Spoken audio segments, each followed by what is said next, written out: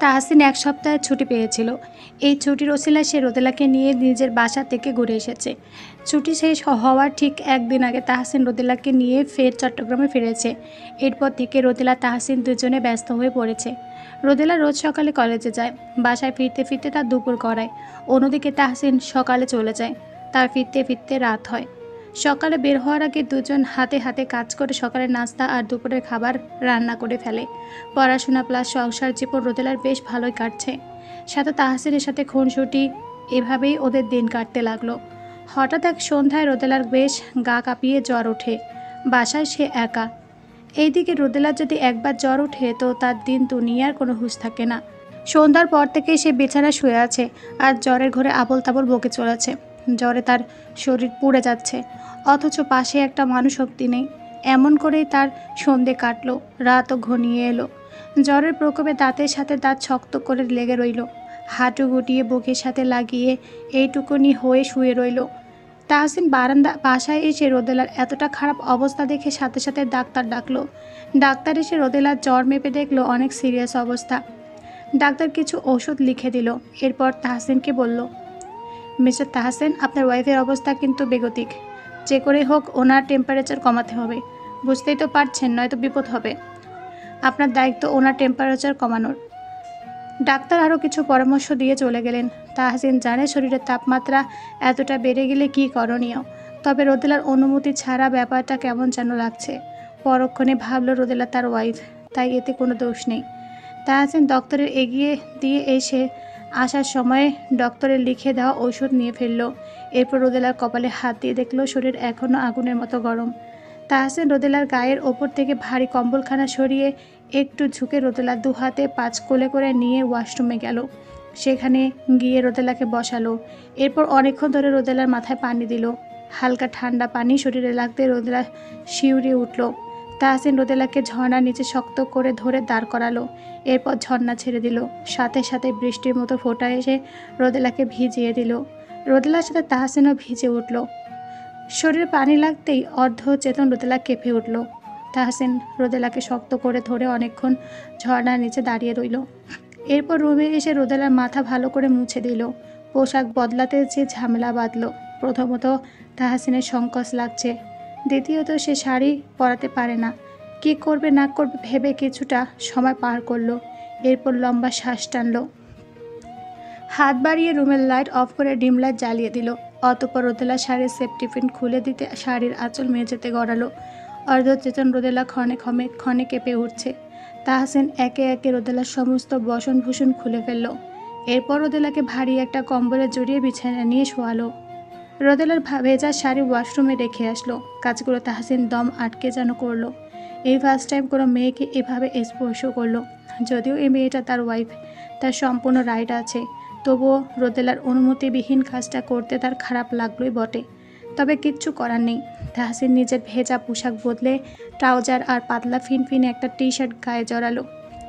শীতের রাতে গোসল করাতে বেশ ঠান্ডা লাগার কথা, অথচ তাহসিনের ততটাও ঠান্ডা লাগছে না। পোশাক বদলিয়ে রুমে এসে সেও রোদেলাকে পেঁচিয়ে দেওয়া কম্বলের তলায় লুকিয়ে পড়ল এবং রোদেলাকে শক্ত করে জড়িয়ে ধরে রাখল। রোদেলার শরীর এখন অনেক গরম আছে, যা কিনা তাহসিনের কাছে অসহনীয় মনে হচ্ছে। তবুও তাহসিন চুপ করে তার অর্ধাঙ্গিনীকে জড়িয়ে ধরে শুয়ে রইল। সকাল তখন 7টা। তাহসিনের ঘুম ভেঙেছে সেই 6টায়। তবে ঘুমিয়েছে বললে ভুল হবে। চোখ লেগে আসলেও কিছুক্ষণ পরপর জেগে চেক করেছে রোদেলার তাপমাত্রা স্বাভাবিকে এসেছে কিনা। ভোরের দিকে রোদেলার তাপমাত্রা স্বাভাবিকে আসে, তা বুঝতে পেরে তাহসিন স্বস্তির নিঃশ্বাস ফেলে। তখনই সে নিশ্চিন্তে ঘুমালো। 6টার দিকে তাহসিনের ঘুম ভাঙতেই সে মেল করে জানিয়ে দিল তার ছুটি প্রয়োজন। ভাগ্য সহায় ছিল, উপরমহল তাহসিনের মেলটা অ্যাকসেপ্ট করে। তাহসিন ঠিক 1 ঘন্টা ধরে রোদেলার দিকে তাকিয়ে আছে।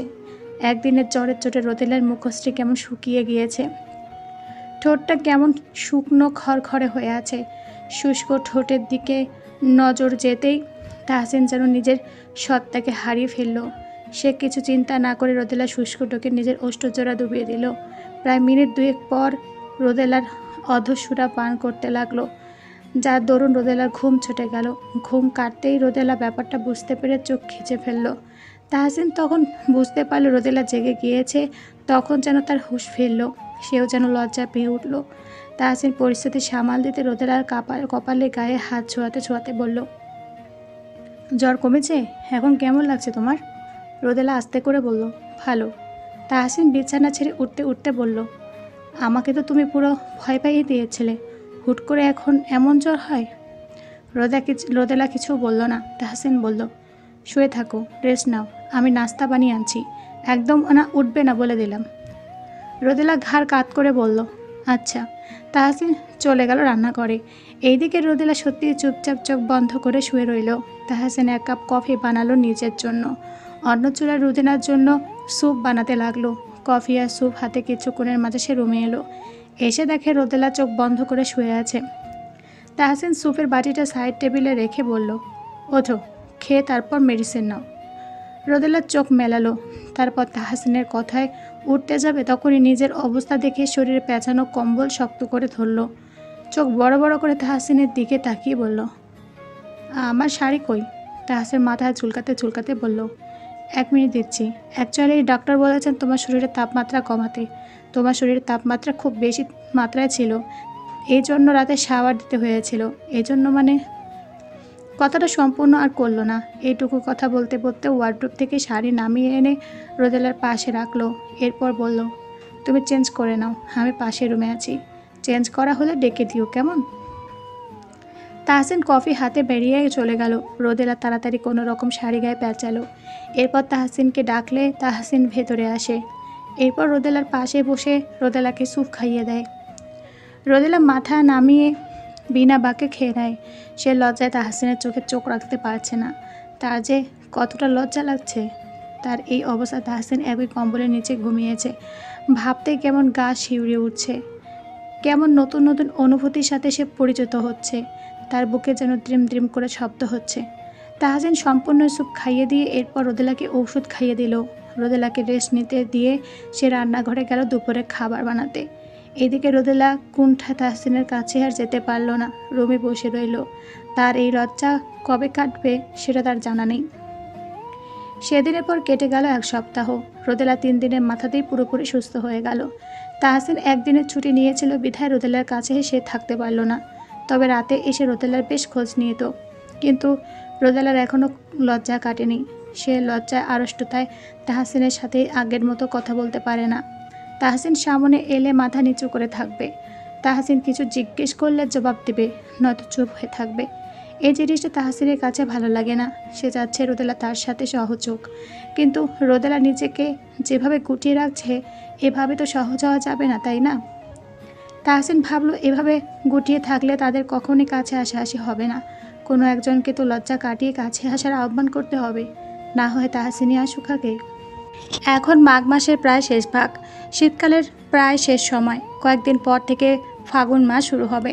প্রকৃতিতে বসন্ত আসবে, চারদিকে ফুলে ফুলে ভরা থাকবে। প্রকৃতি সাজবে নিজের মতো করে, ভালোবাসার মৌসুম শুরু হবে। আর পহেলা ফাল্গুনিতে রোদেলার 18তম জন্মদিন। তাই তাহসিন ভাবলো সেদিনই সে তার ভালোবাসার কথাটা রোদেলাকে জানাবে। হাতে আছে আর মাত্র দিন 6। অবশেষে কাঙ্ক্ষিত সে দিনখানা চলে এলো। গত 6 দিনে রোদেলা আগের থেকে কিছুটা স্বাভাবিক হলো। এখন তাহসিনের সাথে আগের মতোই কথাবার্তা বলে। আজ রোদেলা জন্মদিনের প্রথম প্রহর শুরু। ঠিক 12টা বাজতেই তাহসিন বাসায় এসে পড়ল। কলিং বেল চাপতেই দরজা খুলল। রোদেলা খুলে দিল। দরজা খুলতেই তাহসিন সশব্দে বলে উঠল, শুভ জন্মদিন মিসেস মাহমুদ। জন্মদিনের অসংখ্য শুভেচ্ছা জানাই আপনাকে। দীর্ঘ আয়ু নিয়ে বাঁচুন, আনন্দের সাথে বাঁচুন। তাজা লাল গোলাপের বুকেটা রোদেলার দিকে বাড়িয়ে দিল। রোদেলা কল্পনাও করেনি তার জন্মদিনের প্রথম প্রহরে কেউ এভাবে সারপ্রাইজ দিবে। কখনো তো এভাবে কেউ সারপ্রাইজ দেয়নি, তাই সে কখনো এইসবের কল্পনাও করেনি। তবে আজ তার স্বামীর থেকে এরকম সারপ্রাইজ পেয়ে তার চোখ যেন ছলছল করে উঠল। রোদেলা ঠোঁটে দারুণ হাসি ফুটিয়ে ফুলের বুকেটা নিল এবং বলল, ধন্যবাদ জনাব মাহমুদ। তাহসিন হেসে রোদেলার হাতে একটা শাড়ির প্যাকেট ধরিয়ে দিয়ে বলল, নিন ম্যাডাম, জলদি করে তৈরি হয়ে নিন তো, আর একটু সারপ্রাইজ আছে যে। রোদেলা শাড়ির প্যাকেটটা খুলে দেখলো খুব সুন্দর নীল রঙের শাড়ি আছে তাতে। প্যাকেটটা নিয়ে ওয়াশরুমে চলে গেল। রোদেলা যেতে তাহসিন দ্রুত হাতে ওদের রুমটা সুন্দর করে সাজিয়ে ফেললো। রুম জুড়ে মোমবাতি জ্বালালো। লাভ শেভের রেড কালারের কিছু বেলুন রুম জুড়ে ছড়িয়ে দিল। রুমের আলো বন্ধ করে দিল। রুমে তখন মোমবাতির হলুদাভ আলো জ্বলছে, যা দেখতে এক অন্যরকম সুন্দর লাগছে। কিনে আনা ছোট্ট কেকটুকু টেবিলে রাখলো। রোদেলা শাড়ি পরে নিজেকে পরিপাটি করে বের হলো, আর রুমে আসতেই তার ঠোঁট জোড়া ফাঁকা হয়ে গেল। এইটুকু সময়ের মধ্যে তাহসিন কত সুন্দর করেই না রুমটা সাজালো। তাহসিন রোদেলার দিকে নমনীয় দৃষ্টিতে তাকিয়ে রইল। সে যেন একটা ঘোরের মধ্যে চলে যাচ্ছে। নিজেকে সামলে রোদেলাকে তাড়া দিল, বলল, এসো জলদি, কেক কাটো। রোদেলা কেক কাটলো। তাহসিনকে খাইয়ে দিল। তাহসিনও রোদেলাকে কেক খাইয়ে দিল। এরপর তাহসিন রেস্টুরেন্ট থেকে আনা খাবার প্লেটে বেড়ে রোদেলাকে নিজ হাতে যত্ন করে খাইয়ে দিল। নিজেও খেলো। অতঃপর রোদেলার দিকে বড় একটা প্যাকেট বাড়িয়ে দিল। রোদেলার বার্থডে গিফট। রোদেলা প্যাকেটটি খুলে দেখলো সেখানে 18খানা উপন্যাসের বই, সাথে 18 মুঠো রং বেরঙের কাচের খাঁজ কাটা চুড়ি। তাহসিন জানতো রোদেলা বই আর চুড়ি খুবই পছন্দ করে। তাহসিনের আনা সবগুলো বই রোদেলার উইশ লিস্টের। রোদেলা এতটা খুশি হলো যে তার চোখ দিয়ে পানি এসে পড়ল। তাহসিন সযত্নে তা মুছিয়ে দিল। এরপর রোদেলার হাত দুটি সযত্নে নিজের হাতের ভাঁজে পুড়ে নিয়ে রোদেলার চোখের দিকে তাকিয়ে ঘোরলাগা কণ্ঠে ডাকলো, মাইমুন। রোদেলা তাহসিনের দিকে তাকিয়ে ছোট্ট করে জবাব দিল, হুম। তাহসিন রোদেলার দিকে তাকিয়ে ঘোরলাগা কণ্ঠে বলল, এই তাহসিন মাহমুদ তোমাকে ভালোবাসে, প্রচণ্ড ভালোবাসে। যতটা ভালোবাসলে অন্য কাউকে ভালোবাসার স্বাদ জাগে না, ততটাই ভালোবাসে। রোদেলা মুচকি হেসে চোখ নামিয়ে রাখল। তাহসিনের এই সরাসরি স্বীকারোক্তি শুনে রোদেলা কেমন যেন ভালো লাগা শিহরণ বয়ে গেল। এতটা সহজভাবে ভালোবাসার স্বীকারোক্তি কজন দিতে পারে? রোদেলার ঘোর কাটল তাহসিনের পরই কথাটা শুনে। তাহসিন কেমন যেন আবদার করে বসল, আমি তোমাকে ভালোবাসতে চাই মাইমুন। একটা স্বামী স্ত্রীর মাঝে যেমন ভালোবাসা গড়ে ওঠে তেমন করে ভালোবাসতে চাই। আমাদের সম্পর্কটা সহজ করতে চাই। আমি চেয়েছিলাম প্রথমে তোমার বন্ধু হতে, তোমাকে একটা নির্দিষ্ট সময় দিতে।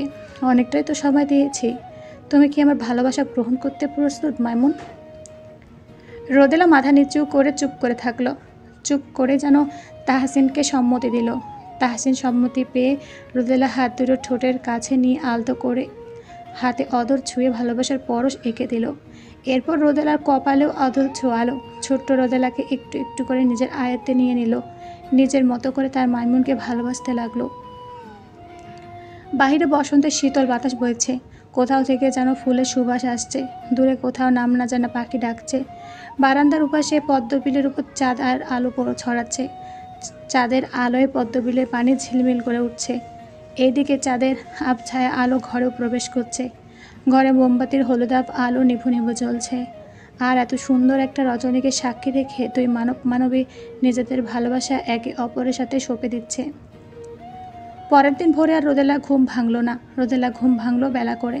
পাশ ফিরে জায়গাটা শূন্য দেখল। ঘড়ির কাঁটায় সময় তখন 10টা। ক্লাসে যাওয়ার সময় পেরিয়ে গিয়েছে। এতটা বেলা অবধি সে ঘুমিয়েছে সেটা ভেবেই হতবাক। আফসোস লাগছে ভোরে ঘুম ভাঙলো তো পাশের জায়গাটি শূন্য না, বরং পূর্ণ পেত। পাশে ফিরে যখন কাঙ্ক্ষিত মানুষটিকে দেখতে পেত। অবসর যা হয় ভালোর জন্য হয়। মানুষটির সাথে আজ যে দেখা হয়নি একদিকে ভালোই হলো, নয়তো লজ্জা মানুষটার দিকে চোখ তুলে তাকাতে পারতো না। মানুষটা তার লজ্জা বাড়িয়ে দিতে আরও কত কি বলে যেত। রোদেলা ধীর পায়ে বিছানা থেকে নামলো। জানালার পর্দা সরিয়ে দিতেই সকালে সূর্যের তেরছা আলো ঘরে প্রবেশ করলো। রোদেলা বাহিরে তাকালো। এই এরিয়াটা বেশ নীরব। বাইরের কোলাহল কিংবা যানবাহনের কোলাহল কোনোটাই এখানে নেই। শুধু থাকে পাকপাকালি কণ্ঠ, বাতাসের শো শো আওয়াজ। এজন্যই তো এরিয়াটা রোদেলার দারুণ লাগে। রোদেলা বাহিরে তাকালো। আজ তার জন্মদিনের সকাল। অন্যদিকে বসন্তেরও শুরু আজ থেকে। কি সুন্দর হাওয়া বয়ে যাচ্ছে। হাওয়ার সাথে ফুলের সুবাস আসছে। কাছে কোথাও কোকিল ডাকছে। এক অন্যরকম সৌন্দর্য নিয়ে বসন্ত আগমন করে। রোদেলা মন ভরে শ্বাস টানল। চোখ বন্ধ করতেই গত রাতের ঘটনাগুলো মানুষপটে ভেসে উঠল। ঠোঁট জুড়ে লজ্জা মিশ্রিত হাসি বয়ে গেল। এক অন্যরকম মানবের সাথে যেন পরিচয় হলো। সেই মানুষটি অষ্টাদশী রোদেলাকে খুবই সতর্কতার সাথে সামলিয়েছে। তার জন্মদিনে কেউ কখনো এভাবে সারপ্রাইজ দেয়নি, কেউ তেমন করে মনেও রাখেনি। অথচ লোকটা কোনোভাবে জেনেছে তার জন্মদিনের তারিখ, অমনি সারপ্রাইজ দিয়ে দিল। বিয়ে যখন ঠিক হয় তখন তাহসিনের বয়স নিয়ে যদিও কোনো আক্ষেপ ছিল না, তবে ভয় ছিল। সে জেনে এসেছিল সেনাবাহিনীর লোকেরা বেশ কাঠখোট্টা হয়। কঠোর হয়, কিন্তু মানুষটার সাথে পরিচয় হয়ে বুঝতে পারলেও মানুষটা খুবই কোমল প্রকৃতির। বাইরে থেকে তাকে যেমন কঠোর দেখা যায় না কেন, ভেতর থেকে মানুষটা খুবই কোমল মনের মানুষ। বিশেষ করে রোদেলার সাথে। এই যে বিয়ের এতগুলো মাস পেরিয়ে গেল, অথচ মানুষটা অকারণে রোদেলার সাথে কখনো গলা চড়িয়ে কথা বলেনি। হ্যাঁ, একবার বলেছিল, তাও রোদেলাকে হারানোর ভয়ে।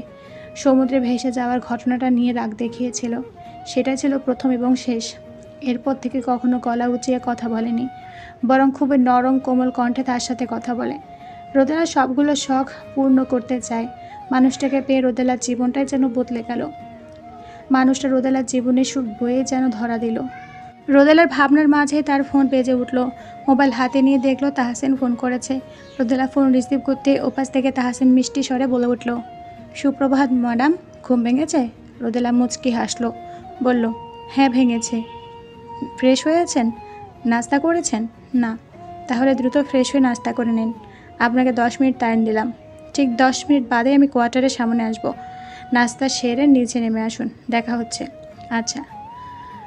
রোদেলা সত্যি 10 মিনিটের মধ্যে ফ্রেশ হয়ে নাস্তা সেরে মোবাইলটা হাতে নিয়ে বের হলো। রুম লক করে বাইরে পা রাখতেই তাহসিনের মেসেজ এলো। রোদেলা চেক করলো। আমি নিচে আছি, এসো তুমি ফার্স্ট। রোদেলা সিঁড়ি ভেঙে দ্রুত নামলো। কোয়ার্টার থেকে বের হতে দেখলো সামনে তাহসিন দাঁড়িয়ে আছে। রোদেলাকে দেখে ঠোঁট প্রসন্ন হলো। তাহসিনকে দেখতেই রোদেলাকে লজ্জারা তাদের অদৃশ্য চাদরে মুড়িয়ে নিল। রোদেলা মাথা নিচু করে তাহসিনের সামনে গিয়ে দাঁড়ালো। তাহসিন রোদেলার হাতটা সযত্নে মুঠোতে পুরে সামনে এগিয়ে গেল। একদম ছোট্ট বাঁধনে পদ্মহীনা জলাশয়টির কাছে নিয়ে গেল। সেখানে যেয়ে বসলো।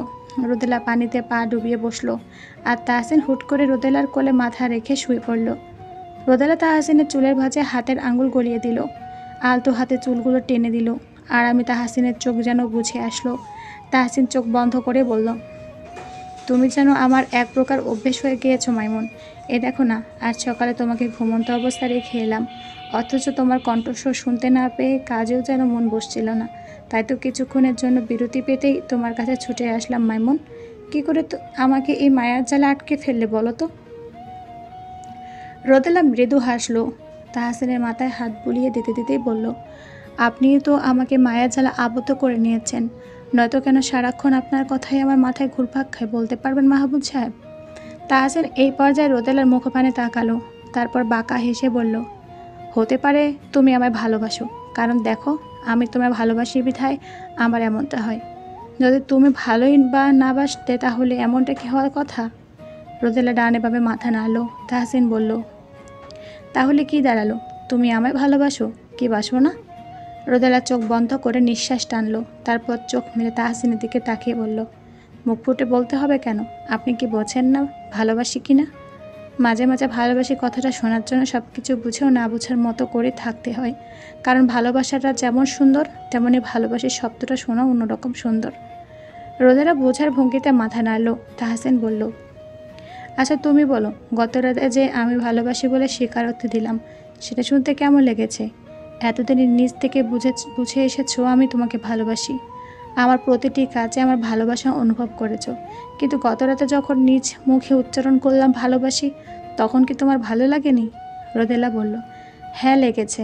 অনেক সময় আমাদের ধারণা ভুলও হয়ে থাকে, তাই মানুষ যখন নিজ মুখে স্বীকারোক্তি দেয় তখন শিওর হওয়া যায় ধারণা সঠিক নাকি ভুল। স্বীকারোক্তির জন্যই তো নিশ্চিন্ত থাকে কি স্বপ্ন বোনা যায়। এত কিছুই যখন বোঝো, তাহলে এটাও নিশ্চয় বুঝতে পারছো আমি এখন তোমার ভালোবাসার স্বীকারোক্তি চাইছি। কি বলবে না ভালোবাসি? রোদেলার হাত থেমে গেল। সে কথা বলতে বলতেই তাহসিনের চুলে হাত বুলিয়ে দিচ্ছিল। তাহসিনের কথা শুনে এখন হাত থেমে গেল। সে চুপ করে রইল। সোজা সাপটা স্বীকারোক্তি দিতে তার লজ্জা লাগছে। কি করবে এখন সে? তার এই দোটানার মাঝে তাহসিনের বিরতির সময়টুকু শেষ হয়ে গেল। তার এখন ক্যাম্পে যেতে হবে। হাতের ঘড়িটার সময় তো সেটাই জানান দিচ্ছে। তাহসিন উঠে বসলো। রোদেলাকে বলল, মাইমুন, ব্রেক টাইম ওভার, যেতে হবে। তুমি কি এখানে বসে থাকবে নাকি কোয়ার্টারে ফিরবে? এখানে বসে থাকতে চাইলে বসে থাকো, কোয়ার্টারে সারাক্ষণ একা একা থাকলে নিশ্চয় তোমার ভালো লাগে না? রোদেলা এখনও ভেবে যাচ্ছে, যার দরুন সে সম্পূর্ণ অন্যমনস্ক হয়ে আছে। তাহসিনের কথাগুলো তার কর্ণগোচর হয়নি, তাই চুপ করে সে ভাবনায় ব্যস্ত। এইদিকে তাহসিন ভেবেছে রোদেলার হয়তো ইচ্ছে করছে এখানে বসে থাকতে, তাই তাহসিন বলল, ঠিক আছে, বসে থাকো, কিন্তু সাবধানে, হ্যাঁ? প্রয়োজনে ওই তো কৃষ্ণচূড়া গাছের ছায়া বসে থাকতে পারো, বেশিক্ষণ থেকো না, আসছি আমি। তাহসিন হাঁটা দিল। এদিকে রোদেলা সিদ্ধান্ত নিয়ে ফেলল। তার এবার ধ্যান ভঙ্গ হলো। সামনে তাকিয়ে দেখতে পেল তাহসিন চলে যাচ্ছে। রোদেলা পিছু থেকে তাহসিনকে ডেকে উঠল, শুনছেন? তাহসিন পিছু মরে ভুরু উঁচিয়ে বুঝালো, কি? তখনই রোদেলা ঠোঁট প্রসারিত করে হেসে সশব্দে বলল, বড্ড ভালোবাসি আপনাকে। রোদেলা স্বীকারোক্তি শুনে তাহসিনের ঠোঁট প্রসন্ন হলো। তাহসিন জবাবে বলল, আমিও আপনাকে ভালোবাসি মিসেস মাহমুদ। সেই রাতে তাহসিন ফিরতে ফিরতে একটুখানি লেট হলো। তাহসিন ফিরলে দুজন একসাথে রাতের ভোজন সেরে ঘুমাতে এলো। লাইট বন্ধ করে ডিম লাইট জ্বালিয়ে যখন রোদেলা নিজের বালিশে মাথা রাখলো, ঠিক তখনই তাহসিন রোদেলার দিকে কাত হয়ে শুয়ে দুহাত বাড়িয়ে দিয়ে বলল, আজ আর বলবো না হাতের আঙ্গুল কিংবা হাত মুঠো করে ধরো। আজ তোমার জন্য এই বুকটা উন্মুক্ত করে দিলাম। আসো আমার বুকে, জড়িয়ে নেব তোমাকে। রোদেলা লজ্জা পেল, ফস করে শ্বাস ছাড়লো। আস্তে আস্তে করে নিচের বালিশ ছেড়ে তাহসিনের দিকে গেল। তাহসিনের কাছে আসতেই তাহসিন তাকে দুই হাতে আষ্টে পিষ্টে জড়িয়ে ধরল, একদম বুকের মাঝে মিশিয়ে নিল। কপালে গাঢ় একটা চুমু খেলো। বলল, তোমাকে ছোট্ট পাখির ছানার ন্যায় সারা জীবন আমার এই বক্ষ মাঝে লুকিয়ে রাখবো, ভালোবাসা আবৃত্ত করে আগলে রাখবো। থাকবে তো আমার বক্ষের মধ্যেখানে? আপনার বক্ষ মাঝে তো আমার সকল সুখ শান্তি নিহিত। তাহলে না থাকার প্রশ্নই আসে না। আমি নির্বিঘ্নে নির্দ্বিধার জীবনের শেষ নিঃশ্বাস অবধি আপনার বক্ষ মাঝে আশ্রয় চাই। মাথা রেখে নিশ্চিন্তে শত রজনী পার করতে চাই। আপনার বক্ষ মাঝে থেকে পৃথিবীর সবটুকু সুখ খুঁজে নিতে চাই। রোদেলার কথা শুনে তাহসিন তৃপ্তিময় হাসলো, ডেকে উঠল আহ্লাদ করে, ও মাইমন। রোদেলা ছোট্ট করে বলে উঠল, তুমি এত ভালো কেন? কারণ আপনি ভালো। ভালোবাসি মাইমুন। রোদেলাও হেসে বলল, আমিও ভালোবাসি।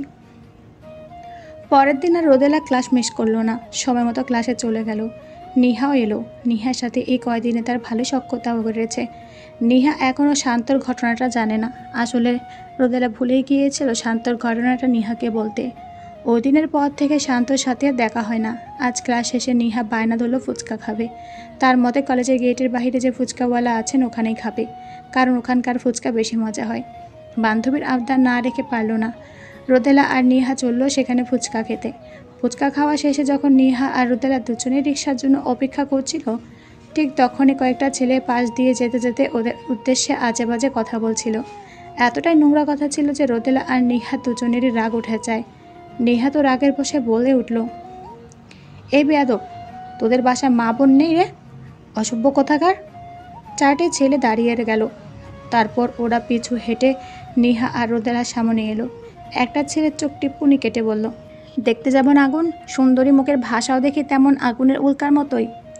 বাকি ছেলেগুলো হা হা করে হাসতে লাগলো। রোদেলা নিহার হাত টেনে বলল, নিহা এসো, কুকুর কামড়ালে গিয়ে আমরাও কুকুরকে কামড়াবো নাকি? এসো তো, এদের মতো বেয়াদবের সাথে কথা বলে লাভ নেই। একটা ছেলে রোদেলার দিকে তেড়ে এসে বলল, এই শালি, এই কি বললি তুই? কথাটা বলতেই ছেলেটির নাক বরাবর কেউ একজন ঘুষি মারল। ঘটনাটা রোদেলা আর নিহা দুজনে হকচকিয়ে গেল। পাশ ফিরে তাকাতে দেখলো শান্ত। শান্তকে দেখে তো নিহা হা হয়ে গেল। এতদিন কলেজে এই ছেলের সম্পর্কে মোটামুটি সবাই জেনে এসেছে, ততটাও ভালো না। তবে আজ ওদের বিপদে সাহায্য করেছে ভেবে মনে হলো ছেলেটা ততটাও খারাপ নয়। শান্ত ওই ছেলেটিকে একটা ঘুষি মেরে ক্ষান্ত হলো না, পরপর কয়েকটা ঘুষি লাগিয়ে দিল। এমনকি পাশের তিনটিকেও বেদরম পেঁচলো। রাস্তায় কেউ এগিয়ে আসলো না ওদের বাঁচাতে। ছেলে চারটে হাত জোর করে বলল, শান্ত ভাই মাপ চাই, ভাই জানে বাঁচতে চাই। শান্ত হিসিয়ে বলল, যাদের সাথে খারাপ ব্যবহার করেছিস তাদের কাছে মাপ চা হারামজাদা। ছেলে চারটে রোদেলা আর নিহা সামনে হাঁটু মুড়ে বসে হাত জোর করে বলল, আপুরা আমাদের ভুল হয়ে গিয়েছে, আমাদেরকে মাপ করে দেন, নয়তো শান্ত ভাই আমাদেরকে আজ মেরেই ফেলবে। রোদেলা বলল, নেক্সট থেকে মেয়েদেরকে নোংরা কথা বলার আগে মনে রাখবেন, আমাদের জন্ম কিন্তু একজন নারী গর্ভ থেকেই হয়েছে, তাই নারী জাতিকে অপমান করার কোনো রাইট আপনাদের নেই। ছেলেগুলো বলল, মস্ত বড় ভুল হয়ে গিয়েছে আপু, আর এমনটা হবে না। ছেলেগুলো মাপ চেয়ে চলে গেল। এইদিকে ছেলেগুলোকে মারতে যেয়ে শান্তর হাত কিছুটা থেতলে গিয়েছে। সে হাতটা ঝাড়তে ঝাড়তে রোদেলা উদ্দেশ্যে বলল, আসসালামু আলাইকুম ভাবি, ভালো আছেন তো? রোদেলা সালামের জবাব নিয়ে বলল, জি আলহামদুলিল্লাহ। এইদিকে নিহার ওদের কথার কোনো হুঁশ নেই। সে তো শান্ত থেতলে যাওয়া হাতের দিকে তাকিয়ে আছে। শান্ত রোদেলাকে বলল, রিক্সার জন্য দাঁড়িয়েছিলেন তাই না? একটু অপেক্ষা করেন ভাবি, আমি রিক্সা ডেকে দিচ্ছি। রোদেলা বলল, না না লাগবে না, আমরাই পারবো। না ভাবি, আমি ডেকে দিচ্ছি। আর ভাবি ভাইকে বলেন আমি কিন্তু আপনাকে এখন মায়ের চোখে দেখি, মনে করে বলবেন কিন্তু, ঠিক আছে? রোদেলা বোকা বনে গেল। তার বয়সের থেকেও বড় এই ছেলে কিনা বলছে তাকে মায়ের চোখে দেখে। রোদেলা মনে মনে বেশ হাসলো। শান্ত তাহসিনকে বেশ ভয় পেয়েছে তা সে বেশ বুঝতে পারল। শান্ত দুটো রিক্সা দাঁড় করালো। রোদেলা নিহাকে বলল, নিহা এসো। নিহা বলল, 1 মিনিট। নিহা শান্তকে বলল, আপনার হাত? শান্ত নিচের হাতের দিকে তাকালো, তারপর বলল, ও কিছু না, সেরে যাবে। নিহা বলল, 1 মিনিট দাঁড়ান। নিহা ব্যাগ থেকে পানির বোতল বের করে শান্তের হাতে থেতলে যাওয়া অংশটাতে পানি ঢাললো। এতে শুকনো রক্তগুলো সরে গেল। নিহা পানির বোতল ব্যাগে রেখে ব্যাগ থেকে রুমালটা বের করলো। যত্ন করে শান্তের হাতে পেঁচিয়ে দিয়ে বলল, মনে করে ডাক্তারের কাছে যাবেন, ডক্টর ব্যান্ডেজ করে দিলে আর সমস্যা হবে না। আসছি, হ্যাঁ। নিহা রোদেলা থেকে বিদায় নিয়ে রিকশাতে উঠল। এদিকে শান্ত আর রোদেলা দুজনেই হা হয়ে নিহার কাণ্ড দেখল। রোদেলা অলরেডি রিকশাতে উঠে বসেছিল। নিহা রিকশা চলতেই রোদেলা রিকশাও বিপরীত দিকে চলতে শুরু করলো। দুই বান্ধবী দুই রাস্তা দিয়ে নিজেদের বাসায় পৌঁছাতে লাগলো। এইদিকে ওরা যাওয়ার পর শান্ত একবার নিজের হাতের দিকে তাকালো। পরপর নিহার চলন্ত রিকশাটার দিকে তাকিয়ে ফোঁস করে শ্বাস ফেলেই পাশের টঙের দোকানে গেল। টঙের দোকানে শান্ত এবং তার বন্ধুরা বসা ছিল। ওই দোকান থেকেই ছেলেদের ওসব কথা শুনে শান্ত এগিয়ে গিয়েছিল এবং ওদের দিকে যেয়ে মেরেছিল। পুনরায় দোকানে ফিরতেই শান্তর বন্ধুরা বলল, কিরে শান্ত, তুই না ওই মেয়েটাকে প্রপোজ করেছিলি? তাহলে কেন ওই মেয়েটাকে ভাবি বলে ডাকলি? শান্ত চায়ের কাপ হাতে নিতে নিতে বলল, প্রপোজ তো করেছিলাম না জেনে। আসলে ওকে ভালো লেগেছিল তাই প্রপোজ করেছিলাম। পরে জানতে পারলাম ও ম্যারিড, হাজব্যান্ড একজন মেজর, তাই সরে এলাম। কারণ বিবাহিত মেয়েদের সাথে লাইন মারতে যাব কোন দুঃখে? দুনিয়াতে কি মেয়ের অভাব পড়েছে নাকি? হ্যাঁ, বিশ্বাস কর, যদি মেয়েটা ম্যারিড না হতো তাহলে আমি যে করেই হোক মেয়েটাকে বিয়ে করতামই। কিন্তু এখন যেহেতু জানলাম ম্যারিড, তাই সরে এলাম। দুনিয়াতে আরও অনেক মেয়ে আছে, বিয়ে করার সময় হলে ঠিক একটা না একটাকে পেয়ে যাব। শান্তের আরেক বন্ধু দুষ্টুমি করে বলল, তবে চান্স আরেকটা নিতে পারিস। ক্রাশকে পাসনি তো কী হয়েছে? ক্রাশের বান্ধবীও কিন্তু দেখতে সেই। ধুর, ওসব বলিস না তো। এসবে আমি আপাতত নাই। একটা ধোঁকা খেতে খেতেও বেঁচে গিয়েছি। না জেনে শুনে অন্যের বউকে প্রপোজ করেছি। ছি ছি, কি লজ্জাকর ঘটনা। আর শোন বন্ধু, ওইটা তো না জেনে করেছিস। দেখলি না ওই মেয়েটার বান্ধবী কত যত্ন করে তোর হাতে রুমাল বেঁধে দিল? নিশ্চয়ই মেয়েটারও তোকে ভালো লেগেছে, নয়তো এমন যত্ন করে কেই বা হাতে রুমাল বেঁধে দেবে তুই বল? শান্ত হাতে রুমালের দিকে একবার তাকালো, তারপর ভাবলো এভাবে কেউ কখনো তাকে যত্ন করেনি। সবাই শুধু তাকে খারাপ বলে তুচ্ছ তাচ্ছিল্য করে গিয়েছে। তার শরীরে আঘাত কেউ দেখেও দেখেনি, অথচ ক্ষত হয়েছে তার, কিন্তু মেয়েটি যেন ব্যথা পেয়েছে, এমন করে তার হাতে রুমালটা বেঁধে দিল। শান্তর বন্ধু পাশ থেকে আলতো ধাক্কা দিয়ে বলল, কী রে, কী ভাবছিস? শান্তর হুঁশ ফিরল। সে মনে মনে নিজেকে বকা দিল। তাকে কেউ ভালোবাসতে পারে না, সে যে খারাপ। খারাপ মানুষকে কি কখনো কেউ ভালোবাসে নাকি? খারাপকে সকলে দূরছাই করে। হয়তো ওদের বিপদে সাহায্য করেছে বিধায় বিয়েটি করুণা করে এমনটা করেছে। মোটেও এখানে ভালোবাসার কোনো সংযোগ নেই। তখন রাতে 8টা বাজে। রোদেলা কলেজে হোমওয়ার্কগুলো করছে। এমন সময় নিহা রোদেলাকে ফোন করলো। রোদেলা ফোন রিসিভ করলে নিহা শুধালো, কী করছো রোদ?